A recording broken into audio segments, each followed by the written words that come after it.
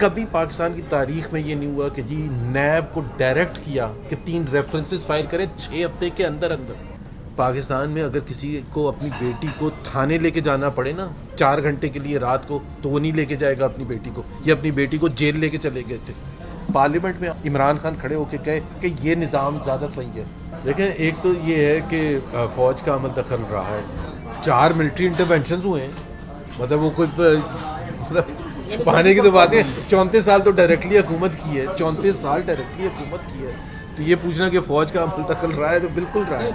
मियाँ नवाज शरीफ ने 1992 में 1993 में जब ये कहा था अवाम से टीवी पर जाके, I will not take any dictation, तो उन्होंने प्राइस पे कर दी थी अपनी। उस बात को तकरीबन 28-29 साल हो चुके हैं। उस वक़्त से वो काकड़ फार्मूले के तहत गए थे। वो क्या था काकड़ फार्मूला?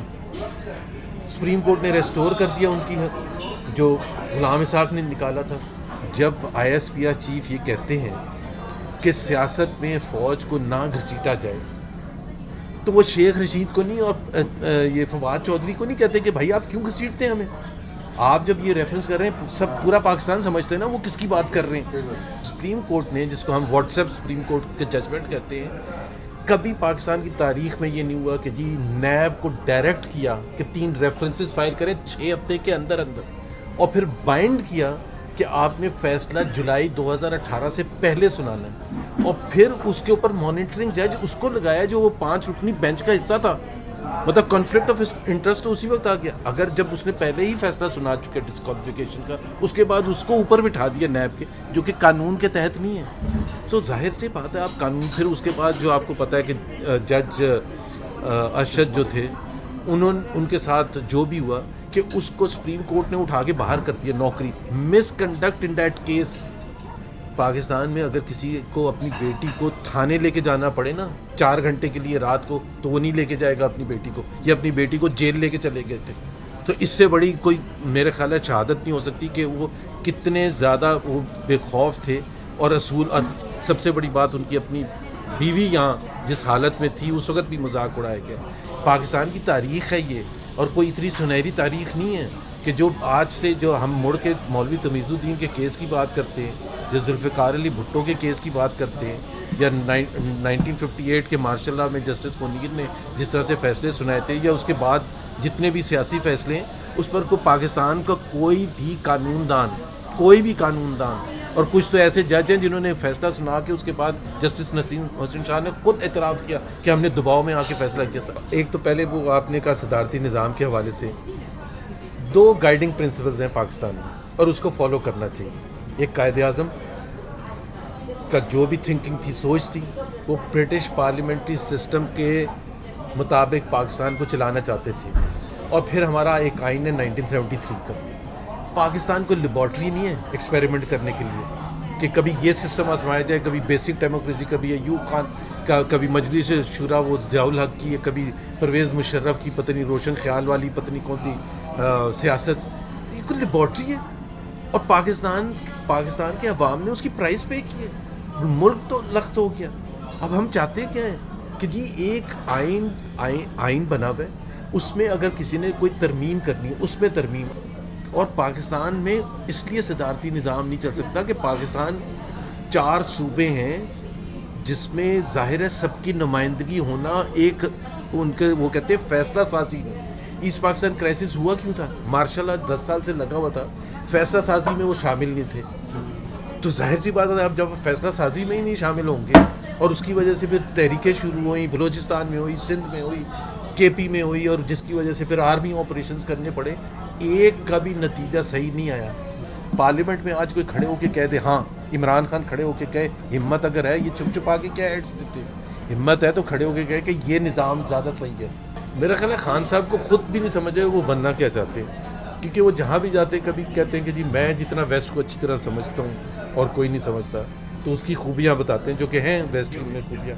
कभी वो सऊदी अरेबिया के सिस्टम की तारीफ़ करते हैं, कभी वो चाइना के सिस्टम की तारीफ़ करते हैं। मुस्लिम लीग नून सबसे बड़ी पॉलिटिकल पार्टी है, और वो डिपेंड नहीं करती कि एक शख्स होगा कैंपेन में, तो नहीं।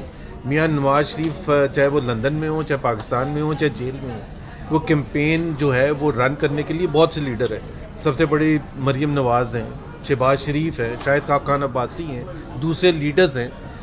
मैसेज तो मियाँ नवाज शरीफ के ना वो घर घर पहुंचाना होगा। मैं आपको यकीन के साथ कहता हूं कि आप किसी को वहां भेज दें कोर्ट में तो नैब वालों के पास जवाब क्या होता है कि मरियम नवाज को 10 साल की सज़ा किस सिलसिले में हुई थी।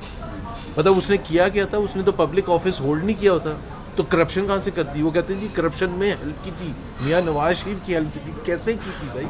जिस तरह से मियाँ नवाज शरीफ ने लीड किया और कुर्बानी दी है मियाँ शहबाज शरीफ ने, उनकी फैमिली ने, मरियम नवाज ने। अभी आप जुल्म देखें ना कि मरियम नवाज नहीं आ सकती यहाँ, बेटे वहाँ, भाई वहाँ नहीं जा सकते।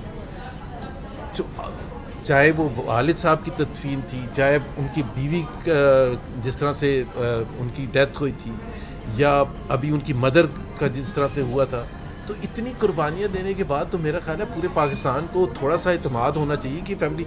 आप क्या समझते हैं 2016-17 में अगर चाहते मियाँ साहब तो नेगोशिएट नहीं कर सकते थे? आज भी वज़ीर आज़म बन के बैठे होते। और ये तो मैं नहीं कह रहा, वो ब्रिगेडियर एजाज जो मिनिस्टर हैं उन्होंने एक दफ़ा कहा था कि अगर वो चाहते, और कितने मिनिस्टर्स कह चुके हैं कि अगर मियाँ नवाज शरीफ ज़िद ना करते तो आज भी वज़ीर आज़म होते।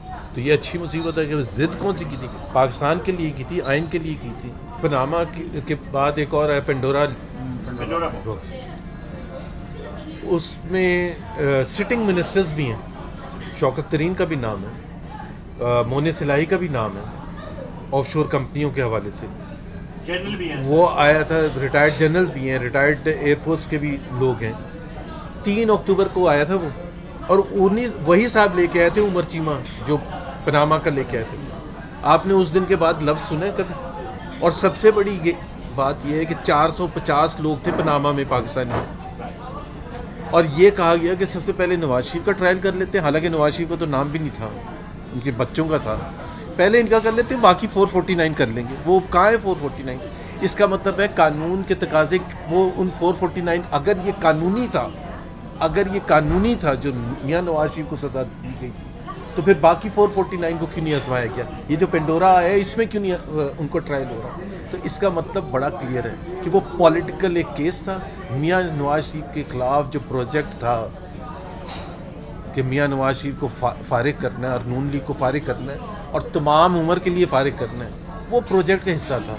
और उसके तहत वो पनामा केस चला था, और वो उन्होंने किसी ना किसी तरह से पूरा करना था, और वो पूरा किया। 2 सिग्नेटरीज हैं उसमें, इमरान खान और आरिफ अलवी। वो जो 26 अकाउंट्स हैं ना, उसके 2 सिग्नेटरी हैं, एक सदर मुमलिकत, एक वज़ीर आज़म, और छुपाए गए, जवाब देने से इनकार कर दिया। इमरान खान की इस दफ़ा भी जो रिटर्न आया है उसमें पता चला कि जी उनकी टैक्स जो है वो 2 लाख से 98 लाख हो गई। अच्छा, आप लोगों को बताऊँ, 2 खाने होते हैं ना मेन पाकिस्तान के टैक्स रिटर्न में, जैसे दुनिया भर में। ऊपर सोर्सेज कि आपकी इनकम क्या है, नीचे अखराजात। तो अखराजात तो नज़र आ रहे हैं, सोर्सेज है ही नहीं, तो अखराजात कहाँ से? अभी वज़ीर आज़म है, रियासत मदीना है। सिर्फ मैंने ये जियो के प्रोग्राम में चैलेंज कबूल किया था शिबली फराज के साथ कि आप नवाज शरीफ के भी टैक्स रिटर्न निकाल लें और इमरान खान के भी लें। आप ये बता दें कि इतने, सबसे बड़ा घर है ना पूरे इस्लामाबाद में, वो कैसे चलता है? क्योंकि कानून के हिसाब से आपको बताना पड़ता है कि या तो अपनी इनकम या कौन देता है जो वो सारा कुछ चलता है। और अगर अब तो आप वज़ीर आज़म हैं, बिकॉज कॉन्फ्लिक्ट ऑफ इंटरेस्ट भी होता है, जो खर्चे पूरे कर रहे हैं, मैं नाम नहीं किसी का लूँगा, हो सकता है वो वज़ीर बन के बैठा हुआ हो, इसी वजह से कि वो सारे खर्चे पूरे करता है।